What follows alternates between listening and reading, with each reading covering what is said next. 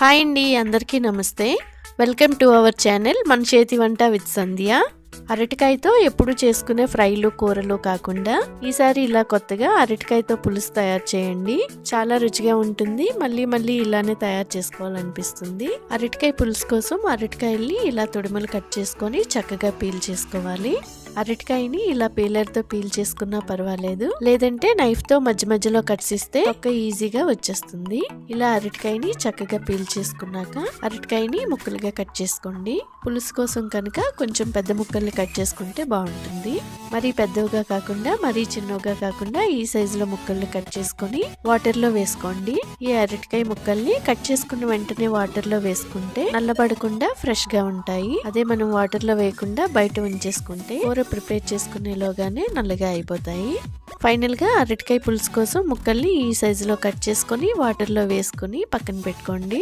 అరటికాయ పులుసు కోసం ఇలా 2 మీడియం సైజ్ ఆనియన్స్ తీసుకొని ఇలా చిన్న ముక్కలుగా కట్ చేసి పెట్టుకోండి. ఇందులో ఆనియన్స్ కొద్దిగా ఎక్కువ వేసుకుంటే అరటికాయ పులుసు చక్కగా వస్తుంది. ఇలా కట్ చేసుకున్న ఉల్లిపాయ ముక్కలన్నింటినీ ఒక బౌల్లోకి తీసి పక్కన పెట్టుకోండి. మీడియం సైజు 2 టమాటోలను కూడా చిన్న ముక్కలుగా కట్ చేసుకోండి. ఇలా కట్ చేసుకున్న టమాటో ముక్కలు కూడా బౌల్లోకి తీసుకొని పక్కన పెట్టుకోండి.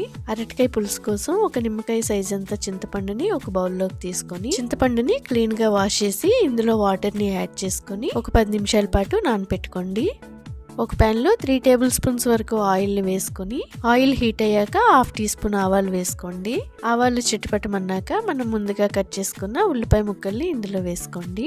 ఆనియన్స్ ని కలర్ చేంజ్ అయ్యే వరకు చక్కగా వేయించుకోండి. ఇందులో 2 కట్ చేసిన పచ్చిమిర్చిని కూడా వేసి వేయించుకోండి. 1/2 టీ స్పూన్ అల్లం వెల్లుల్లి పేస్ట్ ని వేసుకొని పచ్చివాసన పోయే వరకు వేయించుకున్నాక 1/2 టీ స్పూన్ పసుపుని వేసుకోండి. ఇదంతా చక్కగా వేయించుకున్నాక మనం ముందుగా కట్ చేసుకున్న టమాటో ముక్కలను వేసుకోవాలి. దీన్ని ఇలా కొద్దిగా వేయించుకున్నాక మూత పెట్టి టమాటో ముక్కలు సాఫ్ట్ గా అయ్యే వరకు మగ్గించుకోవాలి. ఇలా టమాటో ముక్కలు సాఫ్ట్ గా అయ్యాక మనం కట్ చేసుకున్న అరటికాయ ముక్కల్ని వేసుకోండి.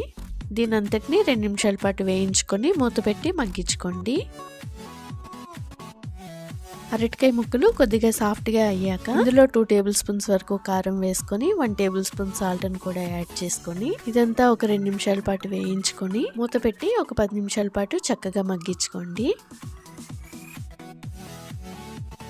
అరటికాయ ముక్కలు ఇలా కంప్లీట్ గా సాఫ్ట్ గా కుక్ అయ్యాక మనం ముందుగా నానబెట్టుకున్న చింతపండు రసంని ఇందులో వేసుకోండి. ఈ చింతపండు రసంతో పాటు ఒక గ్లాస్ వాటర్ ని కూడా యాడ్ చేసుకొని ఉడికించుకోండి. ఇందులో కొద్దిగా కరివేపాకుని కూడా వేసుకొని ధనియాలు, జీలకర్ర, ఆవాలు, మెంతులు కలిపి వేయించి పొడి చేసుకున్న పౌడర్ ని 1/2 టీ స్పూన్ వరకు వేసుకోండి. ఈ పొడిని మనం రోజు చేసుకునే కూరల్లో పులుసుల్లో వేసుకుంటే చాలా రుచిగా ఉంటుంది. ఈ పొడిని ఎలా తయారు చేసుకోవాలో ఆల్రెడీ వీడియో చేసి పెట్టాను. లింక్ ని కామెంట్ బాక్స్ లో పిన్ చేస్తాను. కావాలనుకునేవారు ఒకసారి చెక్ చేయండి. ఈ విధంగా అరటికాయ పులుసుని దగ్గర పడే వరకు ఒక 10 నిమిషాల పాటు ఉడికించుకోవాలి. లాస్ట్ లో కొద్దిగా కొత్తిమీరని యాడ్ చేసుకొని స్టవ్ ఆఫ్ చేసేయండి. అంతేనండి, ఈసారి అరటికాయతో ఇలా పులుసు తయారు చేసుకోండి. వేడివేడి అన్నంలోకి రుచి అదిరిపోతుంది. మళ్ళీ మళ్ళీ ఇలానే తయారు చేసుకోవాలనిపిస్తుంది. ఇలాంటి మరెన్నో టేస్టీ రెసిపీస్ కోసం మన ఛానల్ ని సబ్స్క్రైబ్ చేసుకోండి. మన రెసిపీస్ మీకు నచ్చితే లైక్ చేసి మీ ఫ్రెండ్స్ కి, ఫ్యామిలీ మెంబర్స్ కి తప్పకుండా షేర్ చేయండి friends. Thank you for watching this video.